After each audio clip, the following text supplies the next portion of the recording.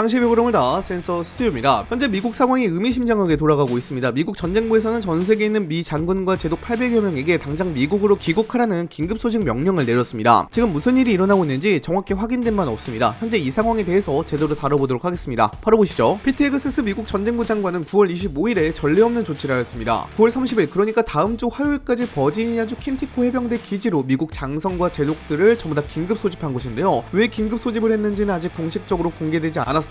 다만 이게 좀 의미심장한 일이긴 합니다. 왜 그러냐면요, 본래 미군은 6개월에 한 번씩 사성 장군 정도는 워싱턴 DC에 모여서 회동을 하는 일이 있긴 합니다. 그런데 이번에는 준장 계급들도 싹 다 긴급 소집을 한 것입니다. 그 수만 800여 명이 넘는데요, 준장 이상의 계급까지 모두 긴급 소집한 것은 현대시대 들어와서 단 한 번도 없었다고 합니다. 무언가 미국에서 큰일이 난 것은 확실해 보이는데요, 이게 준장 이상 계급들은 싹 다 긴급 소집을 해버리니까요, 이미 현장에서 작전을 지휘 중인 장성들까지도 소환될 처지에 놓였습니다. 그렇다 보니 작전 공백 우려가 내부에서 흘러나오고 있는데요, 이와 관련하여 미국 전쟁부 대변인은 헤그세스 전쟁부 장관이 다음 주 화요일에 미국 장군들에게 직접 메시지를 전달할 내용이 있어서 긴급 소집을 했다고 밝힌 바가 있습니다. 세부적인 내용이나 목적은 아직 군 내부에도 사전 고지되지 않은 것으로 전해지고 있습니다. 당장 미군 관계자들은 사람들이 매우 우려하고 있다, 이게 무슨 의미인지 전혀 모르겠다고 밝힌 바가 있고요, 해외 주둔 지휘관까지 이번 소집에 응해야 한다는 것에 대해 불만을 표하기도 했고요, 이 조치의 타당성에 의문을 제기하기도 했습니다. 거기다가 화상으로도 회의에 참석할 수 있는데 왜 직접 미국까지 오라는지 이해가 안 된다는 말도 나오고 있죠. 이렇다 보니 왜 긴급 소집을 했는지에 대해서 다양한 추측들이 나오고 있는데요, 일각에서는 장군들을 대량으로 해임하려고 긴급 소집을 했다는 말도 나오고 있고요, 전쟁을 준비하기 위해서 긴급 소집을 했다는 말도 나오고 있습니다. 어찌됐든 그리 좋은 신호는 아닌 것 같은데요, 이미 현장에서는 이미 난리가 나고 있습니다. 현직 지휘관이 일시적으로 대구에 이동할 경우 주요 전구의 단기적인 공백이 불가피하기 때문입니다. 물론 대신 지휘할 사람이 있다고는 하지만요, 장성급 지휘관들이 싹 다 미국으로 간 상황이기 때문에 한국이나 일본, 독일과 같이 미군이 주둔하고 있는 지역에는 장성급 지휘관이 단기간 없을 예정입니다. 그렇다 보니 다소 혼란이 생길 가능성이 충분히 있는데요, 당장 갑작스러운 사태가 발생하면 지휘할 사람이 없으니까 더 큰 혼란이 발생할 수도 있습니다. 거기다가 미국의 모든 장성급 지휘관이 9월 30일 버지니아주 킨티코 해병대 기지에 모인다는 정보도 있다 보니까요, 그런 일이 일어나진 않겠습니다만 여기를 누군가 공격이라도 한다면 군 수뇌부 전체가 몰살되는 것이나 마찬가지입니다. 이러한 정보들이 유출된 것 자체가 미국 안보에 큰 위협이 되는 내용들입니다. 어찌됐든 이번 긴급 소집의 배경에 대해서는 여러 해석이 나오고 있습니다. 크게 세 가지로 압축될 수 있는데요, 첫째는 전쟁 준비, 둘째는 장성 대거 해임, 그리고 셋째는 미 행정부의 셧다운과 관련된 조치라는 관측입니다. 일각에서는 이번 장성 전원 소집령의 배경이 단순한 내부 인사 문제를 넘어 미국이 실제 전쟁을 준비하고 있는 것이 아니냐는 우려가 강하게 제기되고 있습니다. 특히 최근 들어 트럼프 대통령은 베네수엘라에 뿌리를 두고 활동하는 거대 약물 카르텔을 반드시 뿌리 뽑겠다는 강력한 의지를 수차례 공개적으로 드러낸 바가 있습니다. 이는 단순한 수사적 표현이 아니라 실제 군사적 준비 움직임과 맞물리면서 국제사회가 총각을 곤두세우는 이유가 되고 있습니다. 현재 미군의 배치 상황을 보면 그 가능성을 뒷받침하는 정황이 여러 차례 포착되고 있습니다. 미 사함대 소속으로 알려진 이지스 구축함 3척이 카리브해 북쪽 해역에 전진 배치되었고, 수륙 양용함 3척 역시 같은 지역으로 이동했습니다. 여기에 핵추진 잠수함까지 합류하면서 사실상 소규모 해상 전단이 편성된 형태를 갖춘 상태입니다. 단순한 해상 순찰 활동이 아니라 언제든 전투작전으로 전환할 수 있는 전력 구성이기 때문에 베네수엘라를 직접 겨냥한 조치라는 분석이 힘을 얻고 있습니다. 공군 전력의 움직임도 예사롭지 않습니다. F-35 스텔스 전투기 여러 대가 이미 베네수엘라 인근 기지에 직결하고 있으며, 이는 단순한 공중훈련 차원이 아니라 정밀 타격 준비 차원일 가능성이 높다는 해석이 나오고 있습니다. 스텔스 전투기의 전진 배치는 목표물에 대한 기습 타격을 염두에 두지 않고서는 쉽게 이루어지지 않기 때문입니다. 9월 8일에는 피트 헤그세스 전쟁부 장관과 댄 케인 합참 의장이 직접 푸에르토리코를 방문해 현지 미군 부대를 점검한 사실도 확인되었습니다. 푸에르토리코는 카리브해 전역을 작전 반경에 두고 있는 전략적 거점으로 베네수엘라를 향한 군사작전을 실행한다면 반드시 핵심 기지로 활용될 수밖에 없습니다. 미국 최고위 군 수뇌부가 현장을 직접 찾아간 시점과 이번 긴급 소집령의 발표가 맞물리면서 전쟁 준비설에 무게가 실리고 있는 것입니다. 더구나 미군 언론 보도에 따르면 트럼프 대통령이 베네수엘라 영토 깊숙이 숨어있는 약물 카르텔 거점을 직접 군사적으로 타격하는 방안을 실제로 검토 중이라는 이야기도 흘러나왔습니다. 미국은 과거에도 약물 문제를 국가안보 차원에서 다루며 해외 군사작전을 단행한 전례가 있습니다. 따라서 이번에도 카르텔을 소탕한다는 명분 아래 베네수엘라 마두로 대통령 체제 자체를 흔들거나 나아가 제거를 목표로 한 강력한 군사작전을 감행할 수 있다는 전망이 점차 힘을 얻고 있습니다. 이러한 정황들을 종합하면 이번 장성 전원 소집령은 단순한 회의 차원이 아니라 베네수엘라에 대한 전격적인 군사작전을 염두에 둔 준비 과정일 수 있다는 분석이 설득력을 얻고 있습니다. 미국이 실제 행동에 나설 경우 베네수엘라 내부의 정치적 격변은 물론 카리브해와 남미 전역의 안보 지형이 크게 뒤바뀔 가능성이 제기되고 있습니다. 장성해임과 관련된 부분을 보겠습니다. 헤그세스 미국 전쟁부 장관은 취임 직후부터 군 수뇌부에 대한 대대적인 교체 작업을 주도해왔습니다. 기존 체계와는 다른 다른 방향으로 군을 재편하겠다는 의지가 뚜렷했습니다. 실제로 흑인 최초의 합참 의장이었던 찰스 브라운, 그리고 첫 여성 해군 참모총장이었던 리사 프란치티 등 미국 군사 역사에서 의미 있는 인물들까지 임기와 상관없이 해임하는 결정을 내린 바 있습니다. 이뿐만 아니라 하성 장군급을 전체 20%가량 줄이겠다는 방침까지 공식적으로 밝힌 상태입니다. 또한 전방위적인 감축 요구도 이어졌습니다. 주방위군 장성급 지휘관 숫자를 20% 줄이라고 지시했고, 각 전투사령부 소속 장성급 역시 최소 10% 이상 감축하라는 압박이 내려진 것으로 알려졌습니다. 이런 흐름을